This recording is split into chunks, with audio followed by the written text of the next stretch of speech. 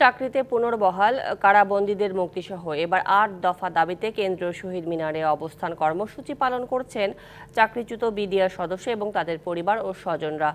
সরকারের পক্ষ থেকে যে কোনো বার্তা না আসলে কঠোর কর্মসূচির আলটিমেটাম বৈষম্য বিরোধী ছাত্র আন্দোলনের নির্বাহী কমিটির সদস্য মাহিন সরকারের।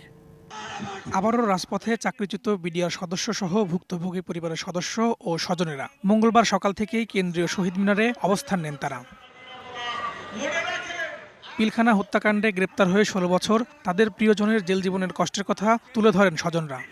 আজ ১৬ বছর ধরে জেলে, আমার একটাই ছেলে, চারটে মেয়ে। চাকরি হয়েছিল ট্রেনিং সহকারে ৩ বছর, আমার ভাই নির্দোষ। সম্প্রতি জামিন নিয়ে মুক্তি পাওয়া ও চাকরিচ্যুত বিডিআর সদস্যদের অভিযোগ, অপরাধ না করেও জেল খেটছেন তারা। সাজার মেয়াদ শেষ হলেও অনেকেই এখনো কারাগারে। আমাদের দাবি আমাদের ন্যায্য চাকরি ফেরত দেওয়া হোক। বিনা অপরাধে আমরাকে চাকরিচ্যুত করা হয়েছে। হাজার কোটি টাকা থোক বরাদ্দ নিয়ে একটা প্রহসনের বিচার মন্তস্থ করলো সেখানে। সিল্কোর সিল্ক অ্যান্ড শাইন, যাতে আছে আর্গান অয়েল ও ওট প্রোটিনের গুডনেস, যা আপনার চুলকে রাখে হেলদি অ্যান্ড শাইনিং। চাকরিতে পুনর্বহাল, জেলবন্দীদের মুক্তি ও বিস্ফোরক মামলা বাতিল সহ ৮ দফা দাবি জানিয়েছে বিডিআর কল্যাণ পরিষদ। অবিলম্বে এই বিশেষ কোর্ট বাতিল করে আমাদের ১৮,৫১৯ জনকে চাকরিতে পুনর্বহাল করতে হবে।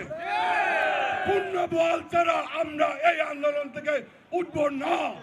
সংহতি জানিয়ে বৈষম্য বিরোধী ছাত্র আন্দোলন ও ছাত্র অধিকার পরিষদের নেতারা দ্রুত দাবি মেনে নিতে প্রধান উপদেষ্টার হস্তক্ষেপ কামনা করেন।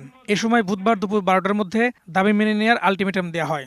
কাল ১২টার মধ্যে এই দাবি দাওয়াগুলো সম্বন্ধে যদি কোনো প্রকারের কোনো বার্তা না আসে, তাহলে আবারও বলছি, আমাদের এই আন্দোলন কিন্তু আরো তীব্র থেকে তীব্রতর হবে। এর আগে ৯ জানুয়ারি আন্দোলনে নেমেছিলেন ভুক্তভোগীরা। পরে ১৯ জানুয়ারি ২৫০ জনকে জামিন দেওয়া হয়।